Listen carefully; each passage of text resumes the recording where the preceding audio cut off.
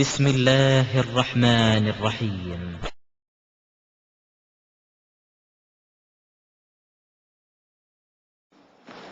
இது மாதிரி சமாதி வழிபாடுகளை, தர்கா வழிபாடுகளை, தனிமனித வழிபாடுகளை நியாயப்படுத்தக்கூடியவர்கள் இன்னொரு வாதத்தையும் எடுத்து வைப்பார்கள். என்ன வாதம் என்று சொன்னால், திருக்குரானிலே சில விஷயங்களை மேலோட்டமாக பார்க்கும் பொழுது முரண்பாடு போல தோற்றமளிக்கும். ஆனால் குரான்ல கண்டிப்பா முரண்பாடு இருக்காது. அல்லாஹ் திருமறை குரான்ல என்ன செய்யறான்னு கேட்டா, லவ்கான மின் இந்து கைரில்லாஹி லவஜது ஃபீஹி இக்திலாஃபன் கதீரா.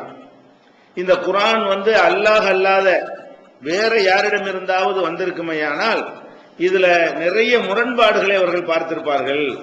இது முரண்பாடு இல்லாம இருக்கிறது தான் இறைவேதம் என்பதற்கே பெரிய ஆதாரம் அப்படின்னு அல்லாஹ் சொல்லி காட்டுகிறான்.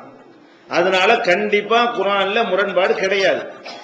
ஆனா இவங்களுடைய குறைவான விளக்கத்தின், குறைவான அறிவின் காரணமாக சில பேர் குரானுடைய வசனங்கள் ஒரு முரண்பாடு மாறி தெரியும் பொழுது அதுல எது இவர்களுக்கு சாதகமானதோ அந்த மாதிரி வசனங்களை எடுத்துக்கொண்டு இதெல்லாம் சமாதி வழிபாட்டுக்கு ஆதாரம் என்று சொல்வதை நம்ம பார்க்கிறோம். அதுல முக்கியமான ஒரு ஆதாரம் என்னன்னு சொன்னா, குரான்ல அல்லாஹ் அல்ஹம்து சூராவுல முதலாவது அத்தியாயத்தில் அல்லாஹ் என்ன சொல்றான்னா, ஈயாக்க நஅபுது வ ஈயாக்க நஸ்தஈன். இத நம்மள உறுதிமொழி கொடுக்க சொல்றான் அல்லாஹ். இதுக்கு என்ன அர்த்தம்? இறைவா, உன்னையே நாங்கள் வணங்குகிறோம், உன்னிடமே உதவி தேடுகிறோம். உன்னிடம் உதவி தேடுகிறோம் அர்த்தம் கிடையாது. உன்னிடமே உதவி தேடுகிறோம், வேற யார்ட்டையும் உதவி தேட மாட்டோம். உன்னை வணங்குகிறோம்னா அதுக்கு அர்த்தம் வேற, உன்னையே வணங்குகிறோம்னா அதனுடைய அர்த்தம் வேறையா போயிடும். உன்னை வணங்குகிறோம்னா உன்னை வணங்குவோம், வேற யாரையும் வணங்குவோம் அர்த்தம் அதுல இருக்குது. உன்னையே வணங்குவோம், உன்னை மட்டுமே வணங்குவோம் என்று சொன்னா அல்லாஹ் வணங்குவோம், வேற யாரையும் வணங்க மாட்டோம் அர்த்தம். உன்னிடமே உதவி தேடுவோம் என்று சொன்னால் உன்னிடத்துல தேடுவோம், வேற யாரையும் தேட மாட்டோம். இந்த ஏகாரம் கொடுத்து சொல்றோம் இல்லையா, உன்னிடமே, அதுக்குள்ள இந்த அர்த்தம் அடங்கி இருக்கிறது. இதை வைத்துக்கொண்டு என்ன செய்வார்கள்னா, பாருங்க, உன்னிடமே உதவி தேடுங்கள் சொல்றாங்க. நம்ம அல்லாஹ் சொல்றது நம்ம சொல்ற மாதிரி சொல்றாங்க. உன்னிடமே உதவி தேடுகிறோம் சொல்றாங்க. இவங்க எல்லா தேவைகளும் மனுஷன் தான் உதவி கேட்டு இருக்கிறாங்க. நம்ம என்ன செய்யறோமா, வயிற்ற வலிச்சா டாக்டர்கிட்ட போறோமா, ஒரு கடையில போய் ஜாமான் வாங்குறோமா, ஒரு காரியத்தை நமக்கு செய்ய முடியலன்னா அடுத்த ஆளுடைய உதவியை நாடுகிறோம். வீடு தீப்பிடிச்சிருன்னு சொன்னா தீயணைப்பு படையுடைய உதவியை நம்ம என்ன செய்யறோம், கேட்கிறோம். ஒரு நல்லது கெட்டது எல்லாருமே அடுத்தவருடைய உதவி வாங்காம யாராவது இருக்கிறோமா? நம்ம வாழ்க்கையில ஆயிரக்கணக்கான உதவிகளை மற்றவர்கள் வழியாகத்தான் நம்ம பெற்றுக் கொண்டிருக்கிறோம். என்ன சொல்வார்கள் கேட்டா, இவங்க பாருங்க, உன்னிடமே உதவி தேடுகிறோம் என்று சொல்கிறார்கள். அல்லாஹ்ட்ட மட்டும் உதவி தேடுறாங்க. உன்னிடமே உதவி தேடுகிறோம் சொல்லிக்கொண்டு உலகத்தில் உள்ள அத்தனை பேரையும் உதவி தேடும் போது அவுளியார் தேடினா என்ன?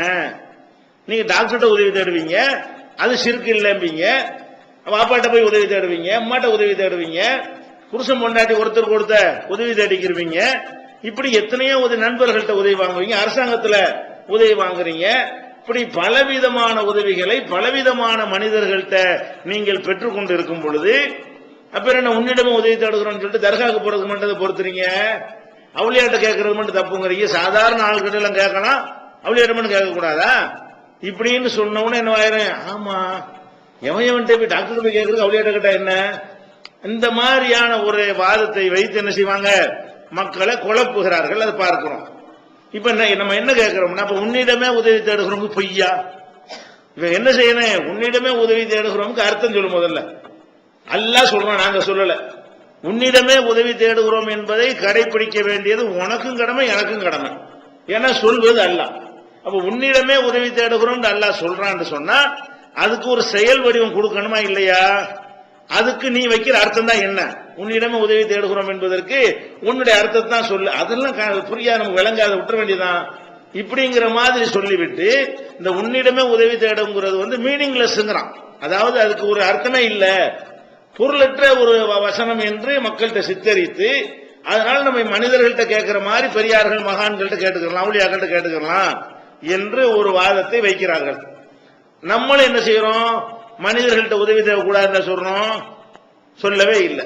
உன்னிடமே உதவி தேடுங்கள் என்று அல்லாஹ் சொல்வதையும் சொல்லுகிறோம், அதே நேரத்தில் உங்களுக்கு தேவை ஏற்படுமையானால் மனிதர்கள்ட்ட என்ன செய்யுங்க, உதவிகளை வாங்கிக் கொள்ளுங்கள், வாங்கிக் கொள்ள வேண்டும், ஒருத்தர் சார்ந்துதான் இருக்கணும் என்று ஏராளமான குர்ஆன் வசனங்கள் அதையும் ஒரு பக்கம் அனுமதிக்கிறது. உன்னிடமே உதவி தேடுகிறோம் என்றும் அல்லாஹ் தான் சொல்றான், மனுஷர்கள்ட்ட நீங்க உதவியை பெற்றுக் கொள்ளலாம் என்றும் அல்லாஹ் தான் சொல்றான். ஒத்தாவனும் அலல் பிர்ரி வத்தக்வா, இறையச்சத்திற்கும் நன்மையான காரியங்களுக்கும் ஒருத்தருக்கு ஒருத்தர் உதவியாக இருந்து கொள்ளுங்கள். வலா தாவனும் அலல் இஸ்மி உள்ள உதுவான், பாவத்திற்கும் வரம்பு மீறலுக்கும் நீங்கள் ஒருத்தருக்கு ஒருத்தர் உதவியா இருக்காதீங்க. 5வது அத்தியாயத்துல 2வது வசனத்தில் அல்லாஹ் சொல்றான். ஒரு தடவை உன்னிடமும் உதவி தருங்கிறான், இன்னொரு இடத்துல ஒருத்தருக்கு உதவியா இருந்துக்கிறங்கப்பா. ஒருத்தருக்கு ஒருத்தர் உதவியா இருந்தாலும் ஒருத்தன் தேடுறான் ஒருத்தன் வாங்குறான்னு தான் அர்த்தம். ஒருத்தருக்கு ஒருத்தர் நான் உங்களுக்கு உதவி செய்வேன், நீங்க எங்களுக்கு உதவி செய்வீங்க, இந்த மாதிரி தான் இருக்கிறது. அதே மாதிரி வல்லதீன ஆவோ நஸரு, யார் மக்காவிலிருந்து ஹிஜ்ரத் பண்ணி வந்த மக்களை அடைக்கலம் கொடுத்து உதவி செய்தார்களோ அவர்களுக்கு நிறைய கூலி இருக்குது என்று 8வது அத்தியாயத்தில் 72 வசனத்தில் சொல்கிறான். அப்படி உதவி செஞ்ச காரணத்தினால அவங்களுக்கு அன்சார்கள்னே பேரு. அன்சார்னா உதவியாளர்கள். மதீனாவில் உள்ள மக்களுக்கு என்ன பேரு? அன்சார்கள் சொல்றோம். அன்சாருக்கு அர்த்தம் என்ன? அவர்கள் உதவி செய்த காரணத்தினால் உதவியாளர்கள் அவங்களுக்கு பட்டம் கொடுத்துட்டான்ல. அப்ப அவங்க உதவி செஞ்சாங்கன்னா இவங்க உதவி கேட்டாங்கன்னு அர்த்தம். மக்காவிலிருந்து ஹிஜ்ரத் பண்ணி வர்றவங்க எல்லாம் உதவி தேடுறாங்க அந்த மக்கள்கிட்ட. மதீனாவில் உள்ள மக்கள் என்ன செய்யறாங்க, அவங்களுக்காக வேண்டி உதவி செய்யவும் செஞ்சாங்க. அப்ப இது மார்க்கத்தில் அனுமதிக்க போய் தான் அல்லாஹ் சொல்றான். அப்ப உன்னிடமும் உதவி தேடுகிறோம் சொல்லக்கூடிய அந்த அல்லாஹ் தான் சொல்றான், மதீனா வாசிகள் மக்காவாசிகளுக்கு உதவி செஞ்சாங்க, இவங்க உதவி வாங்கினாங்க, அவங்க செஞ்சாங்கன்னு அனுமதிக்கவும் செய்யறான். கூடாதுன்னு சொல்றான் என்ன செய்யறான், அதை அனுமதிக்கவும் செய்யறான். அதே மாதிரி நபிகள் நாயகம் ஸல்லல்லாஹு ஈசா நபி அவர்கள் மன் அன்சாரி இலல்லாஹ், அல்லாஹ்வுக்கு வேண்டி எனக்கு யார் உதவி செய்ய போறீங்க? அவருக்கு ரொம்ப நெருக்கடி அவரை கொல்வதற்கு எதிரிகள் எல்லாம் திட்டம் போட்ட பொழுது அவருடைய மக்களை எல்லாம் கூட்டி வைத்துக் கொண்டு மன் அன்சாரி இலல்லாஹ், எனக்காக வேண்டி உதவி செய்யக்கூடியவங்க யாராவது இருக்கிறீங்களா அப்படின்னு கேட்கிறாரு. காலல் ஹவாரியூன நஹ்னு அன்சாருல்லாஹ், ஹவாரியின்கள் என்ற அந்த சீடர்கள் சொன்னார்கள், நாங்க உங்களுக்கு அல்லாஹ்வுக்காக உதவி செய்யறோம், உங்களுக்கு ஹெல்ப் பண்றோம், நாங்க பண்றோம். நபிக்கு அவங்க ஹெல்ப் பண்றாங்க. அப்ப நபிக்கு இணைஞ்சிருக்கிறார், ஒரு மக்கள்கிட்ட உதவி கேட்டிருக்கிறாரு, அந்த மக்கள் உதவி செஞ்சாங்க. இது 61:14 அல்லாஹ் சொல்லி காட்டுகிறான். நபிகள் நாயகம் ஸல்லல்லாஹு அலைஹி வஸல்லம் மதீனாவுக்கு போன துவக்க காலத்தில் என்ன செஞ்சாங்கன்னா, நிறைய எதிரிகளுடைய அச்சம் இருந்தது. அப்ப அவங்க என்ன பண்ணாங்கன்னா, எனக்கு இரவு நேரத்தில் உங்கள யாராவது காவலுக்கு தயாரா இருக்கிறீங்களா, எனக்கு பாதுகாப்புக்கு யாராவது இருக்கிறீங்களான்னு கேட்டாங்க. அப்ப ஒரு சஹாபி நினைஞ்சாரு, ஆயுதத்தை தரித்து கொண்டு நான் காவலுக்கு வர்றேன். அவர் சாத் இப்னு அபி வக்காஸ், அவர் காவலுக்கு வந்தார் என்று ரசூலுல்லாஹ் தூங்குனாங்க. அப்ப நிம்மதியா தூங்குனாங்க. ஏன்னா புறப்பட்டு வந்துட்டாங்க, எப்படியாவது உங்களுக்கு கொலை பண்ணணும்னு திட்டம் போட்டுட்டு இருந்தாங்க. பிந்தி வேணான்ட்டாங்க, அது ஒரு விஷயம். அல்லாஹ் பாதுகாப்பேன்னு சொன்ன பிறகு காவல் வேணாம் என்று சொல்லிவிட்டார்கள். ஆரம்பத்தில் அவங்களுக்கும் பாதுகாப்பு போடணும்னு ஆலோசனை செய்து ரசூலுல்லாஹ்வை கேட்டும் இருக்கிறார்கள். எனக்கு ரொம்ப அச்சுறுத்தல் இருக்கிறதுனால நான் நிம்மதியா தூங்குவதற்கு நீங்கள் யாராவது காவல் இருக்கிறீர்களான்னு கேட்டாங்க. அது உதவி தானே தேடி இருக்கிறாங்க. இது புகாரில 2885, 7231 இது மாதிரி பார்க்கிறோம். ஒவ்வொரு நபிக்கும் உதவியாளர்கள் இருந்தார்கள். எனக்கு உதவியாளர் ஜுபைர் என்று ரசூல் ஸல்லல்லாஹு அலைஹி வஸல்லம், அவர் 10 பேர்ல ஒரு ஆள் சொர்க்கவாசியில் உள்ளார். அப்ப இவரை பற்றி ரசூல் ஸல்லல்லாஹு அலைஹி வஸல்லம் என்னுடைய உதவியாளர் என்று சொல்லி இருக்கிறார்கள். இது புகாரில 2847, 2997, 4113, 7261 இதுல எல்லாம் இருக்கிறது. அப்ப இப்படி நிறைய எடுத்துக்கிட்டே போலாம். கணக்கு வழக்கு இல்லாத ஆதாரங்கள் இருக்கிறது. எதுக்கு? ஒருத்தருக்கு ஒருத்தர் உதவி செய்து கொள்வதற்கு. வல்லாஹு ஃபீ அவுனில் அப்தி மா கானல் அப்து ஃபீ அவுனி அஹீஹி, தன் சகோதரனுக்கு ஒருவன் உதவி செய்து கொண்டிருக்கும் பொழுதெல்லாம் அவனுக்கு அல்லாஹ் உதவி செய்து கொண்டிருக்கிறான். நம்ம மக்கள் பணி ஆற்றிக் கொண்டிருந்தோமே, ஆனால் நமக்கு தேவையான விஷயத்தை அல்லாஹ் பாத்துக்கிறான் என்று நபிகள் நாயகம் ஸல்லல்லாஹு அலைஹி வஸல்லம் சொன்னதாக முஸ்லிம்ல 4867வது ஹதீஸில் பதிவு செய்யப்பட்டிருக்கிறது. அப்ப இதெல்லாம் பார்க்கையில மனிதர்கள்ட்ட ஒருத்தருக்கு ஒருத்தர் உதவி வாங்க சொல்லி அல்லாஹ் அனுமதிக்கிறான். ஒரு வசனத்துல என்ன பண்றான், என்கிட்ட தான் உதவி தேடணும், என்னை தவிர யார்ட்டையும் உதவி தேடக்கூடாதுங்கிறான். இது ஒரு முரண்பாடு மாதிரி இருக்குதா? அதனால என்ன செய்யறாங்க, முரண்பாடா இருக்கு, நாங்க ஒன்னு விட்டுருவோம், உன்னிடமும் உதவி தேடணும், அதை நாங்க விட்டுருவோம். எல்லாத்தையும் உதவி செய்ய கேட்கறான்ல, உதவி தேட அல்ல அனுமதிக்கிறான்ல, அதை நாங்க எடுத்துக்கிட்டு நாங்க அவளியாட்ட கேட்கிறோம். இவங்கள்ட்ட கேட்கும்போது வாப்பாட்ட கேட்கும்போது அவளியாட்ட கேட்க கூடாதா? வாப்பாவோட அவளியா மட்டமா?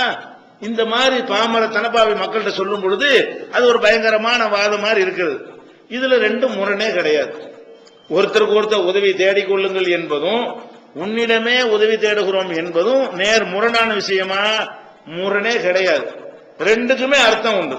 ரெண்டுமே செயல்படுத்தணும், ரெண்டுமே வாழ்க்கையில கடைபிடிக்க வேண்டும். இதை செஞ்சா அதை செய்ய முடியாது, அதை செஞ்சா இது செய்ய முடியாதுங்கிற அர்த்தம் கிடையாது.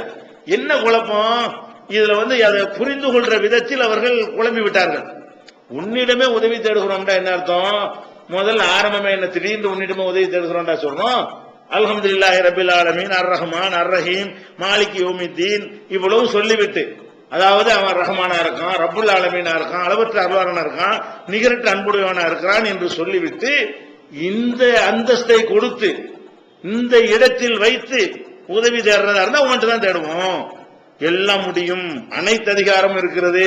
அதாவது இறை தன்மை கொடுத்து உதவி தேடுறதா இருந்தால் அது அவன்கிட்ட மட்டும்தான் தேட வேண்டும். இறைத்தன்மை கொடுக்காமல் உதவி தேடுவதாக இருந்தால் யார்கிட்ட வேணாலும் உதவி தெரிவிக்கிறோம். அதுக்கு மார்க்கத்துல தடை கிடையாது. இப்ப ஒரு ஆள்கிட்ட போய் நம்ம ஒரு 10 ரூபா கடன் கேட்கிறோம், அவர் கடவுள் நினைச்சா கேட்கிறோம் கிடையாது. இன்னைக்கு நம்ம 10 ரூபா கேட்டோம்னா நாளைக்கு அவன் நம்மள்ட்ட 5 ரூபா கேட்பான். நல்லா தெரிஞ்சுதான் கேட்கிறோம். இன்னைக்கு நம்ம அவன்கிட்ட கேட்டா அவன் நம்மள்ட்ட கேட்பான், நம்மள்ட்ட கேட்காட்டா கூட வேற ஒருத்தன் கேட்பான். நம்ம அவன்கிட்ட கேட்போம், அவன் வேற ஒருத்தன் கேட்பான். இவன் கடவுள் தன்மையெல்லாம் இவனுக்கு எங்க இருக்குது?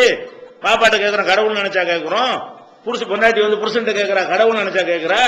நம்ம புருஷன்ட்ட கேட்போம், புருஷன் யார்ட்டையாவது வாங்கி தான் தருவான், சம்பளம் வாங்கி தான் தருவான், அவங்க இடத்துல வாங்கக்கூடியவனா இருக்கிறான். அப்ப ஒரு உதவி தேடுதல் என்பது அவனை இறைத்தன்மை ஏதாவது ஒரு அம்சத்தை கொடுத்து, அல்லாஹ்வுடைய அம்சத்தை, கடவுளுடைய அம்சத்தை கொடுத்து நீங்கள் உதவி தேடுறதா இருந்தால் அது கடவுள்கிட்ட மட்டும்தான் தேடணும். அந்த அம்சம் யாருக்கும் கிடையாது. அப்ப உன்னிடமே உதவி தேடுகிறோம் என்றால் முதல்ல அல்லாஹ் வர்ணிச்சர் அவனுடைய பண்புகளை எல்லாம். ரப்புல் ஆலமீன் அந்த இடத்தில் வைத்து, ரஹ்மான் என்ற இடத்தில் வைத்து, மாலிகி யௌமித்தீன் என்ற இடத்தில் வைத்து, அந்த அந்தஸ்தில் நாங்கள் உதவி தேடுவதாக இருந்தால் உன்னிடத்தில் தான் உதவி தேடுவோமே தவிர வேற யார்ட்டையும் தேட மாட்டோம். இதுதான் நமக்கு அல்லாஹ் கற்றுத்தரக்கூடிய பாடம்.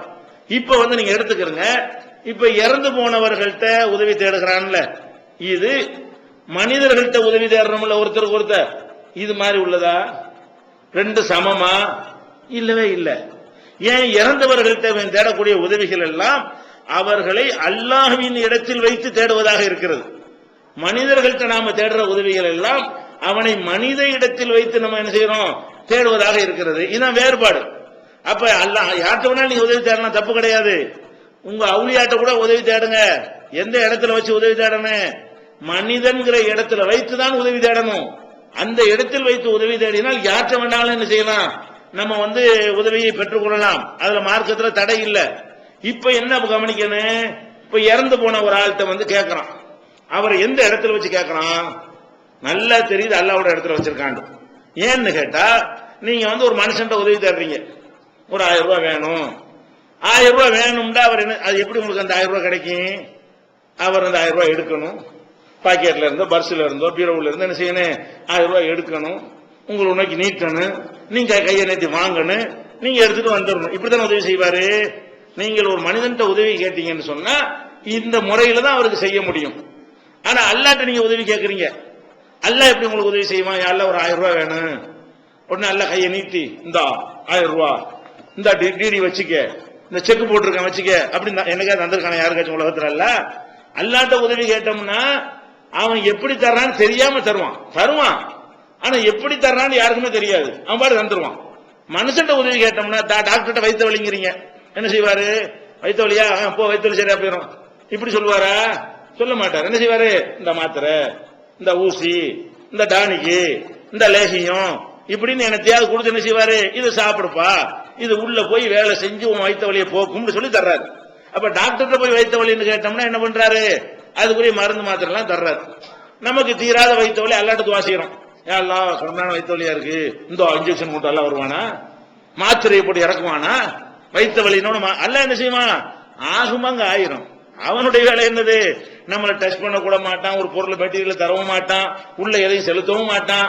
அவன்கிட்ட கேட்கிறோம், ஏற்றுக்கொண்டான் என்று சொன்னால் அந்த வினாடியை ஓடி போயிடும், வைத்த வலியும் போயிடும், தலைவலியும் போயிடும். அப்ப அல்லாஹ் எப்படி உதவி செய்யறான்? எந்த முறையில் அந்த உதவி நமக்கு வருகிறது என்று நமக்கே தெரியாமல் உதவி செய்வது அல்லாஹ்வுடைய உதவி. இந்த வகையில் தான் நடக்கும் என்று தெரிந்து வருவது மனிதன் செய்யற உதவி. எந்த மாதிரி உதவி நீங்கள் யார்கிட்ட போய் கேட்டாலும் சரி, அதற்குரிய ரூட்ல தான் வர முடியுமே தவிர ரூட் இல்லாம ஒரு வழி இல்லாம என்ன செய்யாது, அந்த உதவி நம்மளை அடையாது. ஒரு 1000 ரூபாய் வேணும், கையை கட்டிக்கிட்டு 1000 ரூபாய் தானே வேணும், உன் பாக்கெட்ல இருக்கும் பாரு, இப்படி கொடுக்கல 1000 ரூபாயா? இப்படி கொடுக்கல. 1000 ரூபாய் எடுத்து நீட்டி வாங்கி இப்படிதான் கொடுக்க முடியும். அல்லாஹ் கொடுக்கறது இப்படியா? இப்படி அல்லாஹ் யாருக்காவது கொடுத்து கூரை பத்திரம் கொடுத்து பார்த்திருக்கிறோமா? பார்க்கவே இல்லை. அவன் என்ன செய்வான்? அவன் ஒரு ஆர்டர் தான் பண்ணுவான். அது பாட்டுக்கு எப்படி வருதுன்னு தெரியாது. ஒன்னு பிச்சைக்காரன் கோடீஸ்வரன். அந்த மாதிரி இருக்குது. இப்ப நீங்க யோசிச்சு பாருங்க, இந்த அவுலியாட்ட போய் கேட்கறது இந்த மாதிரி இருக்கு, அந்த மாதிரி இருக்கா? என்ன யோசிச்சு பார்க்கணும். ஒரு டாக்டர்கிட்ட போய் வைத்த வழின்னு கேட்கறீங்களா? அந்த மாதிரி அவுளியாட்ட போய் வைத்த வழின்னு கேட்கறீங்க. அங்க இருந்து மனுஷன் தர்ற மாதிரி மாத்திரை தர வாங்கிட்டு வாங்க, தர்காவுக்கு போங்க, அவுளியா வைத்த வழி தான், வைத்த வழி அந்த மாத்திரை போட்டுருக்க. இந்த கை நீண்டு ஒரு கையை நீட்டு என்ன செய்யறாரு? மாத்திரை தந்து வாங்கிட்டு வந்த மார்க்கத்தில் கூடாதா? மாத்திரை கிடைக்குது வாங்கிட்டு வரான், என்ன இருக்குது? அவர் தான் கையை நீட்டி தானே தர்றாரு. நீ அப்படி என்னைக்காவது தர்காவில் போய் கேட்டு அல்லது தூரத்துல இருந்து நீ கேட்கிற, அவுளியாவே தலைவலி தாங்க முடியல, இந்தா ஏதாவது ஒரு இன்ஜெக்ஷன் போட்டான்னு வைங்க, ஊசியை கொண்டாந்து குத்துறான்னு வைங்க, குத்திட்டு போங்க. இது இருக்கா? இது தப்பா? இது தப்பே கிடையாது. அவன் மனுஷன் மாதிரி தானே தர்றான், தெரிஞ்சே தர்றான், அல்ல மாதிரி தருவான்னு நினைக்கலையே. அப்ப நீங்க இங்க இது போய் சமமாக்குறாங்க, ரெண்டுக்கு வித்தியாசம் வழங்குறாங்க உங்களுக்கு. அப்ப அதே மாதிரி ஒரு டாக்டர் போய் நம்ம வைத்த வழின்னு போறோம். நமக்கு 10 பேர் முதல்ல உட்காந்துருப்பான். நம்ம போகும்போது என்ன செய்வோம்? அதுக்கு முன்னாடி டோக்கன் எடுத்துக்கிட்டு 10 பேர் கியூல உட்காந்துட்டு இருப்பான். இப்ப டாக்டர் என்ன செய்வாரு? டோக்கன் ஒவ்வொருத்தரா வாம்பாரு. ஒருத்தனுக்கு வைத்தியம் பண்ணும்போது இன்னொருத்தனுக்கு ஒரு பண்ண இயலாது. ஒருத்தன் முறையிடும் போது இன்னொருத்தர் முறையிட முடியாது. 10 பேர் ஒன்னா உட்காந்துட்டு தலைவலி வைத்த ஆள் ஒண்ணு சொல்றான்னு வைங்க, அவர் யாருக்காவது வைத்தியம் பண்ண முடியுமா? ஒருத்தனா சொல்லுங்கடா, என்னடா எனக்கு விளங்கு, ஒரு 2 காது இருந்தாலும் ஒண்ணுதான் கேட்க முடியும், ஏன்டா ஆளாளுக்கு சொல்றேன்னு கேட்பாரா இல்லையா? அப்ப ஒரு டாக்டர்கிட்ட போறோம்னு சொன்னா அவர் ஒரு நேரத்தில் ஒண்ணுதான் பாப்பாரு, ஒரு ஆள் இதைத்தான் கேட்பாரு, அதான் யோசிச்சு அதான் லேஸ் பண்ணி இதுக்கு மாத்திரை கொடுத்தா சரியா வரும், ஒரு மாத்திரையை தருவார். சரி, அல்லாட்ட கேட்கிறோம். நம்ம என்ன செய்யறோம்? நம்ம இவ்வளவு பேர் இருக்கிறோம், ஆளுக்கு ஒரு தேவை இருக்கு, எல்லாம் கேட்டுப்படாதீங்க, ஒருத்தர முதல் நீங்க எழுங்க, 2ஆம் நம்பர் டோக்கன் பேர் கேட்கட்டும், இப்படி அல்லாட்ட கேட்கிறோம். அல்லாட்ட என்ன செய்யறோம்? 50 பேர் கேட்கிறோம். இந்த பள்ளியில உட்கார்ந்துட்டு கேட்கிற மாதிரி உலகத்தில் அத்தனை பள்ளியிலையும் உட்கார்ந்துக்கிட்டு கோடான மக்கள் ஒரே நேரத்தில் என்ன செய்யறாங்க? கேட்கிறாங்க. கியூ கிடையாது, ஒரு நேரத்தில் ஒரு ஆளுங்கிற ஒரு கணக்கெல்லாம் கிடையாது. அவ்வளவு பேர் இப்ப ஒரு செகண்ட்ல இப்ப நீங்கள் கேட்கலாம். இப்ப எல்லாரும் சேர்ந்து யாரெல்லாம் எனக்கு ஒரு தேவை நிறைவேற்றின ஆளுக்கு ஒரு கோரிக்கை நீங்கள் கேட்டாலும் அவனுக்கு கேட்குமா இல்லையா? பிரித்து அறிந்து அவன் உதவி செய்வானா இல்லையா? அப்ப நீங்க தர்காவுல கேட்கறது எந்த வகையில் இருக்கிறது? கியூ போடுறீங்களா? டோக்கன் கொடுத்தீங்களா? அப்ப தர்காவுல முதல்ல ஒரு தர்றதே அல்லாஹ் தர்ற மாதிரி தர்றாருன்னு நினைக்கிறீங்க. ரெண்டாவது என்னன்னு கேட்டா, இங்க இருந்துகிட்டு நீங்க நான் ஒரு ஆண்டு வரேங்கிறீங்க, மதுரையில உட்காந்துட்டு நான் ஒரு ஆண்டு வரேங்கிறான், அதுல 100 பேர் கேட்கறான். திருச்சியில உட்காந்து நான் ஒரு ஆண்டு வரேன்னு கூப்பிடுறான். அப்ப தஞ்சாவூர்ல உட்காந்து நான் ஒரு ஆண்டு வரேன், நாகூர்ல இருந்து நான் ஒரு ஆண்டு வரேங்கிறான். இப்ப இங்க ஒரு நேரத்தில் ஒரு 1000 பேர் கூப்பிட்டாங்கன்னா இந்த 1000த்தையும் கேட்பாருங்கிறீங்களா? இது யாரு கேட்கிற மாதிரி இருக்கு? இது எந்த இடத்தில் வைத்தவரை நீங்க வச்சிருக்கிறீங்க? அவருடைய கேட்கும் திறன் அல்லாஹ்வுடைய கேட்கும் திறனை போலன்னு வரலையா? இது எப்படி இந்த மாதிரி உதவி எப்படி தேட முடியும்? மனுஷனை போல நினைத்து கொண்டு நீ உதவி தேடலை. சும்மா சொல்ற, அவர் டாக்டர்கிட்ட கேட்டால் அவர்கிட்ட கேட்டால் என்ன, 2 ஒண்ணு மாதிரி ஒப்பிட்டு கேட்டீங்க. ஒப்பிடுறதுக்கு என்ன இருக்குங்க? அப்ப ஒரு நேரத்தில் லட்சக்கணக்கான பேர் கேட்கறான். அவுளியா பெரிய ஃபேமஸா இருந்தாருன்னா இன்னும் அதிகமான பேர் கேட்பான். ஃபேமஸ் இல்லாத இருந்தா கொஞ்சம் பேராவது கேட்பான். ஒருத்தனுக்கு அப்புறம் தான் ஒருத்தங்கிற கியூ கடை. எந்த அவுளியா, எந்த தர்காவுலையாவது உண்டுமா? கோயிலையாச்சும் இருக்குதுங்க, தர்காவுல கிடையாது. கோயில்ல பார்த்தா கியூ விட்டுருக்கான். அதான் காலையிலிருந்து நீங்க 2 கிலோமீட்டர் நீளமாக இருக்கிறது, அங்கேயாவது ஒருத்தனை தான் விடுறான். ஒருத்த மாத்தி ஒருத்தனா அங்க தரிசனங்கள் கிடைக்கிறது. நீங்க தர்காவு மேட்டர் எப்படி இருக்குன்னு கேட்டா எல்லாம் என்ன கத்துறான், கியூ கிடையாது. அவனை இவனாச்சு அந்த கடவுள் இடத்துல வைக்கல. ஒரு வகையில பார்த்தா என்ன செய்யறான்? ஒரு பாதி விஷயத்த மனுஷ இடத்துல வச்சுட்டு கேட்கறான். நீ என்ன பண்ற? நாகூர் அரண்டி உலகத்துல எங்க இருந்து வந்தாலும் கத்துற, எங்க இருந்து வந்தாலும் அப்துல் காதர் ஜிலானிங்கிற. அப்ப இதுல எத்தனை பேர் அழைத்தாலும் கேட்பார் என்று சொல்வது, இது அல்லாஹ்வுடைய இடத்தில் வைத்து நீங்கள் கேட்கிறீர்களா? மனித இடத்தில் வைத்து, மனுஷன் இடத்தில் வச்சு கேட்டா நாங்க ஏன் மறுக்க போறோம்? மனிதனுடைய இடத்தில் வைத்து நீங்கள் கேட்கவில்லை, கேட்க முடியாது. இது ஒரு விஷயம். முதல்ல அவர் செய்கிற, அவரிடமிருந்து உதவி வரும் நினைக்கிறீங்கல்ல, அந்த உதவி மனிதன் செய்கிற உதவி போல் வருவது கிடையாது. இறைவன் எப்படி நனையாபுரத்தில் உதவி செய்வானோ அப்படி அவர் செய்வார் என்று நினைத்துத்தான் நீங்கள் அவர்கிட்ட கேட்கிறீங்க. கேட்கிற யாருமே அவர் கபரை பொத்துக்கிட்டு தருவார்னு கேட்பது கிடையாது. எப்படி தருவீங்க? அல்லாஹ் எப்படி தருவானோ அந்த மாதிரி தருவார் என்று நீங்கள் நினைக்கிறீர்கள். இது முதலாவது வித்தியாசம். அதே நேரத்தில் ஒரு நேரத்தில் எத்தனை பேருக்கு வேண்டாலும் என்ன செய்வாரு? அவர் பிரார்த்தனையை கேட்பாரு என்றது ஒரு டாக்டர் அத்தனை கேட்க முடியாது தானே, அது ஒண்ணு இருக்குது. மூணாவது அவருக்கு தூரம் கூட மேட்டர் கிடையாது. இப்ப நீங்க என்கிட்ட ஒரு உதவி கேட்கறீங்க, நானே உங்கள்கிட்ட உதவி கேட்கறாங்க, 2 பேரும் பக்கத்துல வரணும். நீங்க என்னை தேடி வரணும், நான் உங்களை தேடி வரணும், ஏதாவது கொடுங்கன்னு கேட்கணும். இது மாதிரி கேட்கறது மனுஷனை கரெக்டா புரிஞ்சிருக்கோம். ஏன் தேடி வர்றோம்? உங்களுக்கு என்கிட்ட ஒரு உதவி தேவைன்னா என்னை தேடி நீங்க வர்றீங்க. ஏன் வர்றீங்க? நீங்க அங்கேயும் நான் இங்கேயுமா இருந்து உதவி செய்ய முடியாது. அது ஒண்ணு நேரடியா வரலன்னா ஒரு கருவி மூலமாவது வருவீங்க. கருவி மூலமான போன் மூலமா, ஒரு ஃபேக்ஸ் மூலமா, ஒரு மெயில் மூலமாவது வருவீங்க. ஒருத்தர் நோக்கி ஒருத்தர் வரணும். வந்தா தான் என்ன செய்ய முடியும்? உதவி செய்ய முடியுங்கிறத நம்ம விளங்கி வச்சிருக்கிறோம். அல்லாஹ்வுக்கு அப்படியா? போகணுமா? இதுக்கு மக்காவுக்கு இறங்கி போகணுமா? அல்ல இதுக்கு பள்ளிவாசல் நோக்கியாவது வரணுமா? நம்ம எங்க இருந்து கேட்கலாம். ரோட்ல கேட்கலாம், காட்டுல கேட்கலாம், மேட்ல கேட்கலாம், படுத்துக்கிட்டு கேட்கலாம். எந்த மாதிரி வேண்டுமானாலும் அல்லாஹ்விடத்துல கேட்கலாம். இந்த இடத்தில் இவ்வளவு டிஸ்டன்ஸ்ல வச்சுதான் கேட்கணும் கணக்கு இருக்குதா? அல்லாஹ்ட்ட கேட்கறதுக்கு ஒரு கணக்கும் கிடையாது. அப்ப ஆனால் நீங்க அவுளியாட்ட கேட்கறது என்ன மாதிரி இருக்கிறது? நேர போய் கேட்கணும்னா சரத்து போட்டுருக்கிறீங்களா? நீங்கள் அவுளியாவை கூப்பிடுவதா இருந்தால் அந்த அடக்க ஸ்தலத்துக்கு நேர போக வேண்டும், அதுக்கு முன்னாடி இருந்துதான் கேட்க வேண்டும். அப்படியாவது நீங்க சொல்லி இருக்கிறீங்களா இது வரைக்கும்? அவன் எங்கெங்கயோ இருக்கிறான், அவங்க கேட்பாங்கிறீங்க. இவன் எங்கேயோ இருக்கான், அவன் எங்கேயோ இருக்கான், இங்க இருந்துட்டு அது கேட்க, அங்க இருந்து இது கேட்கும்னா எப்படி? இது யாரு மாதிரி நீங்க பாக்குறீங்க? இது அல்லாஹ்வுக்கு தானே இப்படி இருக்கு. எங்க இருந்து வேண்டாலும் கேட்கலாம், எவ்வளவு தூரத்தில் இருந்தாலும் கேட்கலாம் என்பதெல்லாம். அப்ப இது அல்லாஹ்வுடைய தன்மையை கொடுத்து விட்டு கேட்கிற காரணத்தினாலதான் இது வேணாங்கிறோம், இது வேணுங்கிறோம். எது வேணாங்கிறோம்? டாக்டர் போய் கேட்கலாம்னா கேட்போம். நாங்க தான் கேட்டுட்டு தானே இருக்கிறோம். யார்கிட்ட வேணாலும் கேட்போம், அது தப்பே கிடையாது. முஸ்லீம் அல்லாதவர்கிட்ட கூட கேட்போம், அரசாங்கத்தில் கூட கேட்போம். அது மார்க்கத்தில் என்ன இல்ல, தடையே கிடையாது. ஏன்? கேட்கக்கூடிய நேரத்தில் அவனும் நம்மளை போன்ற ஒரு பலவீனன். நமக்கு எது முடியும் அதான் முடியும். ஏதோ ஒரு விஷயம் அவன்கிட்ட கூடுதலா இருக்குது, அதை போய் கேட்கிறோம். இன்னொரு விஷயம் நம்மள்ட்ட கூடுதலா இருக்கு, நம்மள்ட்ட அவன் கேட்பான். கேட்கும் போது அப்படி கேட்கிறோம். எப்படி கேட்கிறோம்? ஒரு டாக்டர் போய் உதவி தேடுறீங்க, வயிற்று வலிண்டு. இவர் தான் எல்லாத்தையும் தரக்கூடியவர், அனைத்து டிபார்ட்மெண்ட்டையும் கொடுத்து கேட்கறீங்களா? டாக்டர் கேட்டா டாக்டர் மேட்டர் கேட்பீங்க. டாக்டர் போயிட்டு என்ன செய்ய மாட்டீங்க? ரேஷன் கார்டு கொடுங்க டாக்டர் கேட்பீங்களா? அது கிறுக்கு பேல ஏன்டா ரேஷன் கார்டு ஏன்டா கேட்கணும் கேட்பறா இல்லையா? டாக்டர் போய் என்ன செய்வீங்க?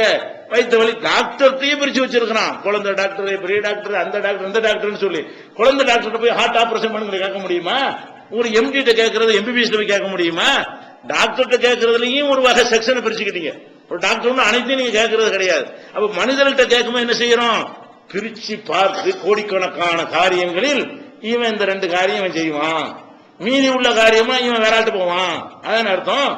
டாக்டர் ஊசி போட்டு வயிற்று வலியை போக்குறாரு, அவர் வீட்டுல மளிகை சாமான் வேண்டாம், அவர் கடையில் போய் தான் வாங்கணும். டாக்டர் என்ன செய்ய முடியாது, அவருக்கு போய் அவரே மளிகை சாமான் சப்ளை பண்ண மாட்டாரு. அவருக்கு தேவையான ஒன்றை வேற இடத்துல போய் வாங்குவாரு. அப்ப நம்ம என்ன நினைச்சு மனுஷன் கேட்கிறோம்? மனிதர்கள்ட்ட கேட்கறதா இருந்தால் 1, 2, 10 இத போய் கேட்போம். அல்லாட்ட இது அல்லாவுக்கு சிரமம் இல்லை, இது கேட்க கூடாது, இப்படி ஏதாவது ஒதுக்கிறோமா? அல்லாட்ட என்ன வேணாலும் கேட்போம். அல்லாட்ட கேட்பதற்கு நீங்க அல்லாட்ட குழந்தையெல்லாம் கேட்டுறது அல்லாஹ் முடியாது, பணத்தை மட்டும் கேளுங்க, இப்படி ஏதாவது இஸ்லாத்துல ரூல் உண்டா? அல்லாட்ட நீங்க என்ன கேட்கலாம்? என்ன வேணாலும் கேட்கலாம். இதைத்தான் கேட்கணும், இதைத்தான் கேட்க கூடாதுங்கிறது. ஏன்? அனைத்தும் அவனுக்கு முடியும், அனைத்தும் முடியக்கூடியவன் என்ற இடத்தில் வைத்து கேட்கிறதா இருந்தா இது அல்லாட்ட கேட்கறது. நீங்க இந்த செத்து போன ஆள்கிட்ட கேட்கறீங்களா? அவற்றை என்னத்தை கேட்கறீங்க? என்னத்தையும் கேட்கறீங்க. ஏதாவது கணக்கு வச்சிருக்கீங்களா? இவர் இன்னென்ன வேலைக்கு மட்டும்தான் அவர் செய்ய முடியும், மீது உள்ள வேலையெல்லாம் செய்ய முடியாதுன்னு பிரிச்சு வச்சிருக்கீங்களா? இல்ல. என்ன செய்றீங்க? புள்ளையும் கேட்கறீங்க, பணத்தையும் கேட்கறீங்க, மழையையும் கேட்கறீங்க, நிம்மதியை கேட்கறீங்க, நிவாரணத்தை கேட்கறீங்க, என்னென்ன இருக்குதோ பஞ்சாயத்து அத்தனையும் அல்லாட்ட கேட்கிற மாதிரியே கேட்டா என்ன அர்த்தம்? அவர் எல்லாமே அவருக்கு ஆல் டிபார்ட்மெண்ட் அவர் கையில் இருக்கிறது, அனைத்து துறைகளுமே அவருக்கு முடியும். இது முடியும் இது முடியாதுங்கிற டாபிக் கிடையாது. மனுஷன் கேட்டா இது முடியும்ங்கிறது ஒரு 1% இருக்கலாம், முடியாது என்பது 99% இருக்கலாம். நீங்க கேட்கிற ஆள்கிட்ட என்ன மாதிரி கேட்கறீங்க? அல்லாஹ் எப்படி எல்லாமே அவன் கையில வைத்திருக்கிறானோ அந்த மாதிரி எதை வேண்டாலும் கேளுங்க. உங்களுக்கு என்னென்ன ப்ராப்ளம் இருக்கிறதோ அனைத்தையும் நீங்க என்ன செய்யுங்க? அவுளியாட்ட கேளுங்கிறீங்க. எந்த இடத்துல வைக்கிறீங்க? இப்ப செத்து போன ஆளை கூப்பிடும் பொழுது அவரை அல்லாஹ்வுடைய இடத்தில் வைத்து விட்டு தான் கேட்கிறீர்கள். இது ஒன்னாச்ச எல்லாம். அடுத்த ஒரு வித்தியாசம், அனைத்தும் அவர் கையில் இருக்கு நினைக்கிறீங்க பாருங்க. இது மனுஷன் கேட்கிற உதவி மாதிரி இல்ல, இது அல்லாட்ட கேட்கிற உதவி மாதிரி தான் இருக்கிறது. அதே மாதிரி நம்ம அல்லாட்ட உதவி கேட்கிறோம். உதவி கேட்கும் போது இன்னைக்கு உன்கிட்ட கேட்கிறோம், நாளைக்கு நீ என்கிட்ட வரத்தானே செய்வ அப்படின்னு நினைச்சு அல்லாட்ட கேட்போமா? அல்லாட்ட நம்ம உதவி கேட்டோம்னா நான் தான்ப்பா கடைசி வரைக்கும் கேட்டுட்டே இருக்கணும், நீ என்கிட்ட கேட்க போற, கேட்கறது என் வேலை தான், கொடுக்கறது தான் உன் வேலைன்னு சொல்லி அப்படிதான் அல்லாட்ட கேட்கிறோம். அல்லாட்ட கேட்ட என்ன செய்வோம்? இன்னைக்கு நம்ம கேட்டோம், நாளைக்கு மட்டும் வராமையா போயிருப்போம். மனுஷன் கிட்ட இது இருக்கும். மனுஷன் பட்டா என்ன இருக்கு? இவன் போய் 1000 ரூபாய் கேட்கறிய, அவன் தர்றான். என்ன நினைச்சு கேட்பீங்க? இவன் தந்துகிட்டே இருப்பான்னு நினைச்சு கேட்கறீங்க. நாளைக்கு ஒரு காலம் வரும், நீ என்கிட்ட வருவ, தரலண்டா சொல்லிட்டு வந்துடும். தரும்போது சொல்ல மாட்டோம், தரலண்டான்னு வைங்க, இல்லன்ட்டீல நீ ஒரு நாளைக்கு வருவடா என்கிட்ட, அப்ப மட்டும் கரெக்டா வந்துடும் உள்ளத்துல. இது இருக்கிற மனசுல எல்லாருக்கு அது சொன்னா கிடையாது, உள்ளது போயிருக்கா சொல்ல மாட்டேங்கிறோம். அப்ப ஒரு மனுஷன் கேட்கும்போது என்ன நினைச்சு கேட்கிறோம்? இவன் இன்னைக்கு தருவான், நாளைக்கு நம்மள்ட்ட வருவான், ஏதாவது ஒண்ணு நம்ம உதவி உனக்கு தேவைப்படும், எங்கிட்ட வரதான் போறீங்க. அப்ப இந்த மாதிரி இடத்துல வச்சு கேட்கறீங்க. அல்லாட்ட கேட்டா அப்படிலாம் எதிர்பார்க்கறது இல்ல. நான் கேட்டுக்கிட்டு தான் இருப்பேன், நீ என்கிட்ட, அதாவது எனக்கு உன்கிட்ட தேவை இருக்கிறது, உனக்கு என்கிட்ட தேவையில்லை, இப்படி இடத்துல வச்சு கேட்கறோம். இந்த அவுளியா என்ன மாதிரி இருக்குது? இந்த அவுளியாட்ட கேட்கறது வந்து என்ன மாதிரி இருக்குது? அல்லாட்ட கேட்கிற அவுளியாட்ட கேட்கும் போது, நான் ஒரு எனக்கு இது கூட, நாளைக்கு நீ என்கிட்ட வருவீல, இப்படி நினைச்ச வேணா கேட்கறானா? நான் ஒரு ஆண்டவர், மைதீன் ஆண்டவர்னு கூப்பிடுறானே, அவர்கிட்ட கேட்கும்போது என்ன நினைச்சு கேட்கறான்? அம்மாடி அவ தந்துகிட்டு தான் இருப்பாங்க, நம்ம வாங்கிட்டு தான் இருக்கணும், நம்மள்ட்டையும் அவ வர போறாங்க, இப்படி நினைத்து கொண்டு அவன் கேட்கறான். அப்ப நீ என்ன கவனிக்கணும்னு கேட்டா, இதுல குர்ஆன்ல முரண் கிடையாது. உன்னிடமே உதவி தேடுகிறோம் என்பதும் செயல்படுத்த வேண்டும். அதுக்கு என்ன அர்த்தம்? இறை நிலையில் வைத்து, கடவுள் இடத்தில் வைத்து, கடவுள் அந்தஸ்தை கொடுத்து கேட்பதாக இருந்தால் உன்னிடம் மட்டும்தான் கேட்போம். உன்னுடைய அந்தஸ்தை கொடுக்காம மனுஷங்கிற இடத்துல வைத்து கேட்பதாக இருந்தால் யார்கிட்ட வேணாலும் கேட்போம். அந்த வசனங்கள் அதை சொல்கிறது, இந்த வசனங்கள் இதை சொல்கிறது என்றால் எல்லாமே வாழ்க்கையில கடைபிடிக்க வேண்டிய வசனங்கள் ஆகிவிடுது. குர்ஆனில் இது முரண்பாடு இல்லை. இவர்கள் என்ன செய்கிறார்கள்?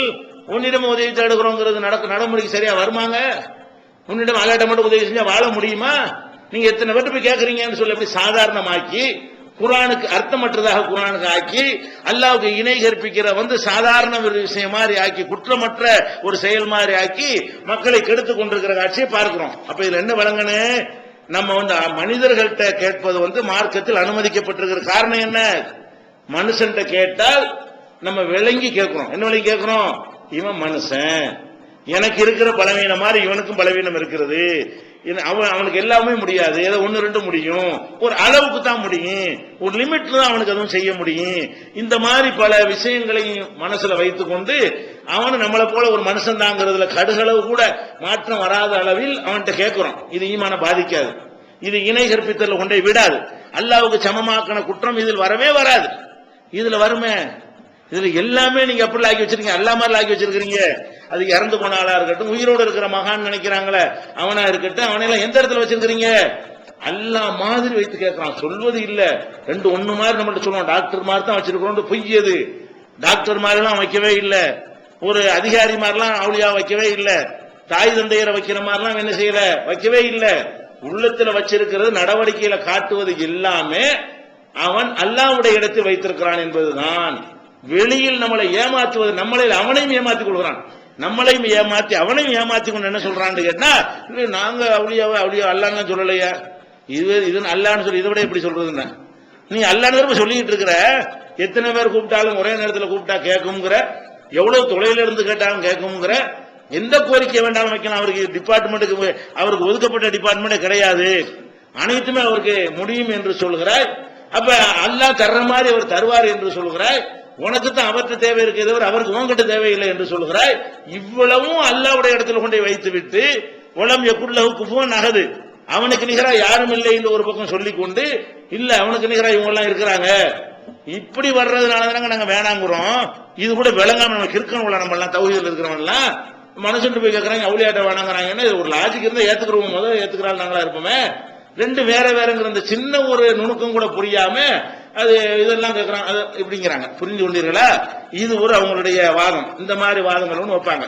இணை கற்பித்தல நியாயப்படுத்த